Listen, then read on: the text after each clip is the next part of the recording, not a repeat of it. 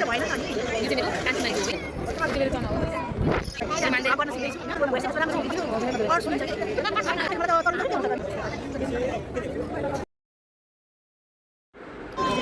everyone, welcome to my mini vlog video. मेरो पार्टीमा गएको थिएँ अनि पार्टीको तपाईँको भिडियोहरू खिचेको मैले। हामी पुरा अब टिकटक बनाऊँ भनेर कान्छी माइजूसँग बसेको। कान्छी माइजू चाहिँ एकदम हामीसँग मिल्ने टाइपको हुनुहुन्छ कि।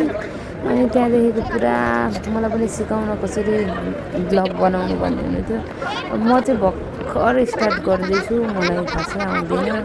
अब लामो भिडियो हुन्छ, छोटो छोटो पारेर राख्नुपर्छ। अनि मलाई खासै आउँदैन, म त भर्खर सिक्दैछु र पनि सिकाइदिन्छु भन्दै अनि म खानु थालेँ। त्यसपछि हाम्रो थोरै खाएँ अनि बियर पनि खाएँ।